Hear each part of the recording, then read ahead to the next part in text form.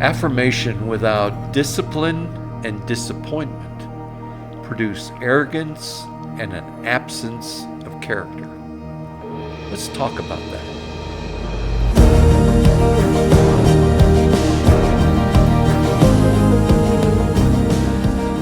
My generation was taught a method of child rearing that had not previously been considered sound. Its basic premise was that children only required affirmation, and that denying them anything would lead to significant lasting damage. We were told that the word no should never be directed at our children. We were told that punishment inhibited their freedom in expression, and they had the God-given right to choose their own way and discover their own truths. This radical wisdom has produced the least effective and most dissatisfied generation that had ever previously existed. As a result, today's popular culture speak demands that each of us have our own right of self-expression, while at the same time failing to explain how this self-determination will serve the needs of anyone other than ourselves. It contends that every individual has the right to find their own way, discover their own truth, and set their own boundaries, determine their own destiny, but fails to explain how leadership can function when none are willing to follow. They demand that everything be accepted and nothing be required, and fail to explain how selfish behavior can serve those left behind or left out. What this wisdom has produced is self-centered individuals that are unable to properly lead themselves, let alone give quality direction to others. Personal satisfaction has become the ultimate achievement, and relationships are judged based on whether or not they meet personal expectations and desires, rather than serving any higher purpose. I do not believe that this condition, however, has been self-generated. You see, these victims of this wisdom were told they were special, unique, and were given the freedom to discover what is right for them. As a result, because they had never been given boundaries or disciplined, they naturally came to assume that they could never be wrong. They never learned the elemental foundation of living a life of character and excellence. They have never been given the opportunity to understand that the quality of a man's life is in the depth of his character and not in the freedom of his expression. Unfortunately and unknowingly, they sacrificed character for self-indulgence. As a result, today, character is defined as simply agreeing with anything and never expressing disagreement with anyone. Sadly, this redefining of character has left us devoid of servants and leaders. In this hour when we are desperately in need of men and women of character, we have a culture consumed with simply having their own way. That leaves us with the question, what will it take for character return? Maybe more importantly, what will build character in my life? Producing character in my life requires three indispensable elements, three key ingredients that shape a person's life and perspective. First, it is crucial to have the ability to understand the meaning of no. To realize that there are decisions to be made that have consequences attached to them. Secondly, I must understand that not everything is for me. Some things are not appropriate or necessary for a life designed to be effective and not self-indulgent.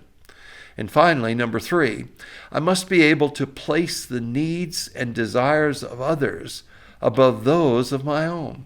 that self-sacrifice and personal responsibility are really the essence of maturity. Let's begin with the power of no. No is the antithesis of yes. Instead of giving us license, it restricts us. It tells us that there are some things we cannot do or places we cannot go. It places us within boundaries, and it protects us from consequences that we have not fully begun to understand. While these are all powerful lessons, the greatest power of no is the opportunity that it creates for us to make choices. This is where we begin to understand the concept of choice, the place where we can either say yes or we can say no. No is where we learn the skill of making choices, where we decide to either discipline ourselves and obey or elevate our selfish nature by refusing to be led. This is so important because in the act of making these decisions, we get a chance to view the condition of our heart. We get an opportunity to determine whether it is under control or selfishly seeking its own. In the book of Genesis, the first test that Adam and Eve faced was their response to God's no. Genesis 2 says, "The Lord placed man in the Garden of Eden to tend and watch over it. But the Lord warned him, 'You may freely eat the fruit of every tree in the garden, except the tree of the knowledge of good and evil. If you eat its fruit, you are sure to die.'" When God placed Adam in the garden, he gave Adam incredible freedom within his creation. This freedom included authority over all living creatures. However, in order to give Adam perspective and ability to properly administer his authority, it was necessary to first place him under authority so that he could understand the cost and the requirements of leadership. God accomplished this by simply telling Adam no. He first had to understand the power of following before he could be entrusted with the ability to lead. Without no, there is no freedom in yes. Without experiencing the discipline of being told no, it's impossible to appreciate the significance of being told yes. You see, character requires that I understand the difference between what is right and what is wrong, the distinction between evil and good, and the conflict between selfish and selfless. This is so important because the ability to choose is the first step towards making quality choices. The ability to say no to our appetites is the primary force that allows us to focus beyond ourselves and begin to see from another perspective. Without the ability to accept and submit to no, I'm really little more than a mindless beast straining to serve its most base instincts. In the 9th chapter of Luke, Jesus told his disciples, "Anyone who intends to come with me has to let me lead." You're not in the driver's seat. I am. Don't run from suffering. Embrace it. Follow me and I'll show you how. Self-help is really no help at all. Self-sacrifice is the way, my way, to finding yourself, your true self. What good would it do to get everything you want and lose you, the real you? You see, if I want to enjoy the benefits of the life that my Father created me to enjoy, I must be willing to follow the path He determined will allow me to arrive there. I'm not the master of the ship. I am instead a participant in a great adventure that requires direction to fully enjoy. Another translation of this same verse says it this way. Jesus said to everyone, "All who want to come after me must say no to themselves, take up their cross daily, and follow me." If I want to be valuable to God or anyone else, I must understand the value of no. The second thing I need to get a grasp of is the concept of self-denial. Once I fully appreciate the power of no and realize this ability to make choices, right choices, I begin to understand that it also leads me into the character required to deny myself. It empowers me to better serve those that God has placed in my life. I begin to understand that my life is not about myself. It's about Him and those that He has chosen to share my world. You see, self-denial is more than just saying no. It is also understanding that the purposes of God for my life are designed to establish His kingdom and not my own. In the verses we just read, Jesus concludes the point He made with the question, what good would it do to get everything you want and lose you, the real you? Far too often, the acquisition of things results in the loss of our identity. We end up seeing ourselves in light of what we have instead of as God created us to be seen. In the 12th chapter of Luke, Jesus was confronted by someone who demanded that he, meaning Jesus, arbitrate a disagreement over money that this person had with his brother. Jesus' answer was extremely pointed. It's not my business to settle arguments between you and your brother. That's yours to settle. But he went on, however, to give a warning to the entire crowd present. Be alert and guard your heart from greed and always wishing for what you don't have. For your life can never be measured by the amount of things you possess. He continues in the following verses, relating the account of a wealthy landowner that produced such abundant crops he did not have the capacity to store all his wealth. He decided to simply build bigger barns and then spend the rest of his life enjoying his wealth. Jesus, however, called him a fool because that very night he died and his wealth no longer had any significance. You see, not only must we embrace self-denial, we must also understand that we can forfeit this incredible freedom of choice by the choices we decide to make. Paul explained this in 1 Corinthians, the 6th chapter.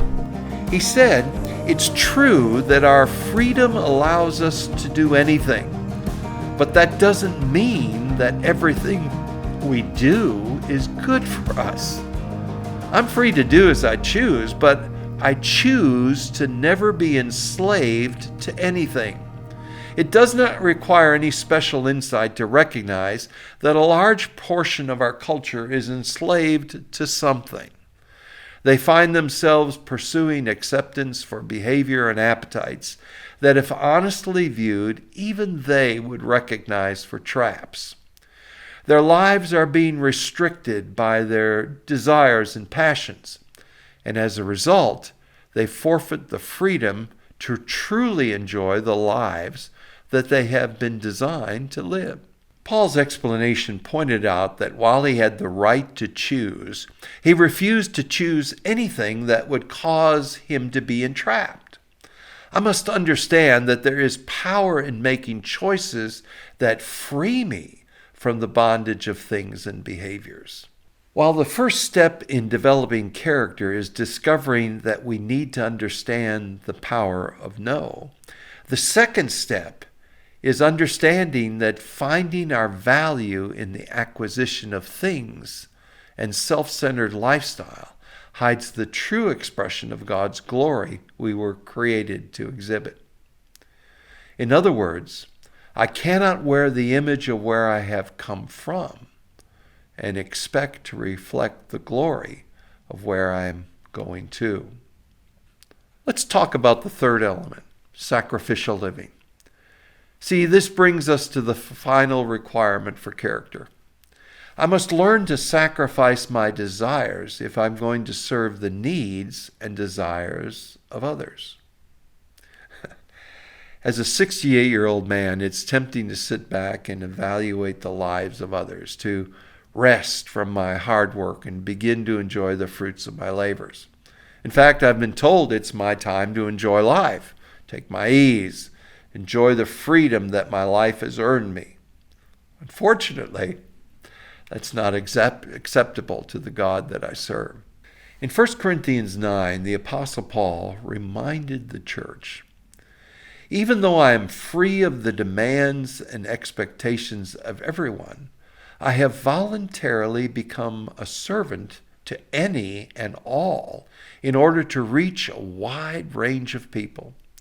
Religious, non-religious, meticulous, moralists, loose-living immoralists, the defeated, the demoralized, whoever.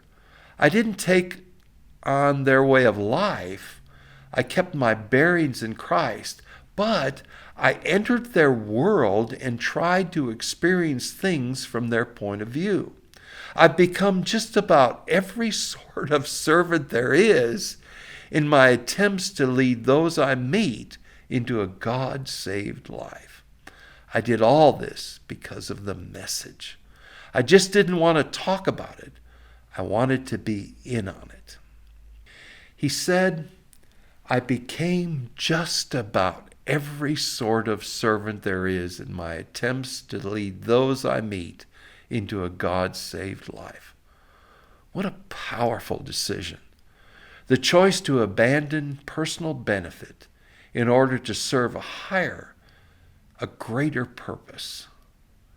When the need to serve the purpose I was created for exceeds my longing for personal comfort and selfish desire, I give myself the chance to achieve great worth. I give myself the opportunity to serve eternal purpose. In the second chapter of Philippians, it states, "Be free from pride-filled opinions, for they will only harm your cherished unity.